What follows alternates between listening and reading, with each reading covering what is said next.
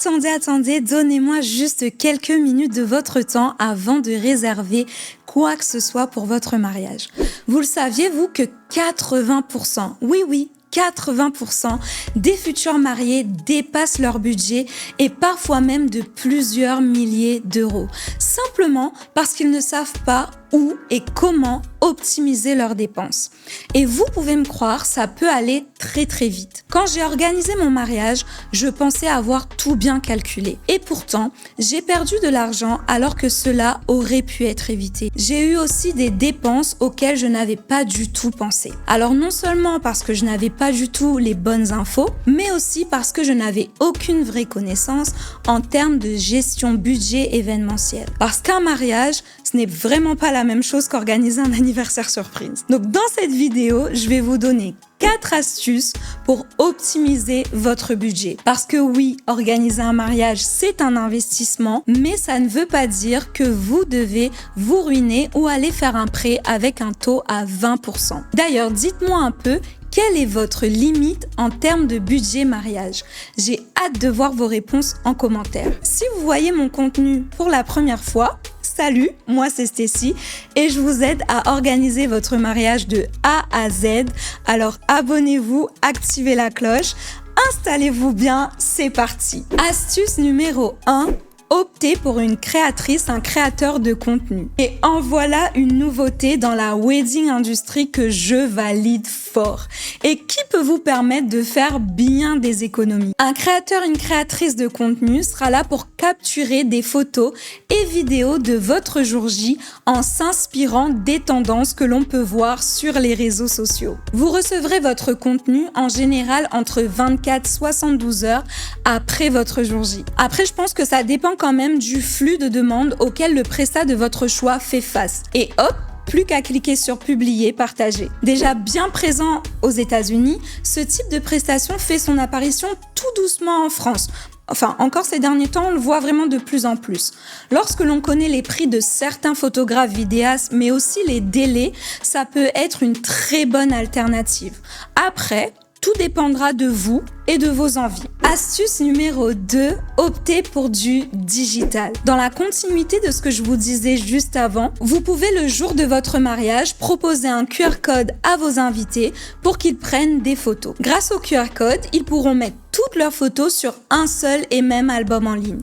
Cela viendra éventuellement compléter le travail du créateur de contenu. Vous pourrez même en faire une animation brise-glace en proposant des défis autour de cela lors de la soirée ou encore indiquer que vous voterez pour la meilleure photo du bisou des mariés. Il y a bien des façons de mettre cela en avant. Toujours avec cette idée d'opter pour du digital, vous pouvez également opter pour un save the dates ou un faire-part en ligne. Vous pourrez ainsi économiser le coût de l'impression et les frais d'envoi. Et si vous êtes à l'aise avec cela, vous pouvez même les faire vous-même. Et là, c'est jackpot. Attention tout de même à bien respecter les codes de base. En plus, c'est éco-responsable et ça, on aime. Astuce numéro 3, optez pour des options DIY intelligentes. Ne faites pas tout vous-même, mais choisissez les bonnes choses à externaliser. Un DIY intelligent peut être par exemple la préparation des cadeaux pour les invités. Le coût est beaucoup plus important lorsque vous achetez des choses prêtes à l'emploi. Alors si vous le faites vous-même, cela vous fera faire des économies et vous pourrez aussi créer des beaux souvenirs en le faisant avec vos proches. La réalisation de certains éléments de la déco peut aussi être un DIY intelligent si vous et votre entourage êtes un peu bricoleurs et surtout si vous avez de l'espace pour tout stocker. Astuce numéro 4, planifier hors saison ou en semaine. Si vous ne le saviez pas, en week-end de juin à septembre, vous paierez un lieu de réception 2 à 3 fois plus cher qu'en semaine ou en week-end en basse saison. Je pense que je n'ai pas besoin d'en dire plus sur cette astuce. Comme je vous l'ai dit dans cette vidéo-là, je me suis mariée en décembre et j'ai pu le faire en louant un domaine pour moi et ma famille, logement inclus, du jeudi au dimanche pour seulement 2500 €. Tentant, n'est-ce pas? Vous avez maintenant 4 astuces pour économiser quelques précieux euros sur votre budget mariage. Comme vous avez pu le voir, ce n'est pas forcément une question de privation, mais plutôt une question de choix, quitte à faire un peu différemment. Il est important de garder à l'esprit que chaque euro économisé sur ce qui est secondaire pour vous, c'est 1 euro en plus pour ce qui vous tient vraiment à cœur. Et si je peux vous donner un dernier conseil, surtout ne laissez pas votre budget exploser à cause des petits coups cachés. C'est souvent là que les futurs mariés se font piéger. N'hésitez pas à commenter la vidéo afin que l'on puisse échanger ensemble. J'ai hâte de vous lire et je pourrais même faire une vidéo spéciale en fonction de vos retours. Si cette vidéo vous a aidé, pensez à vous abonner et à activer la cloche si ce n'est pas fait pour ne rien rater.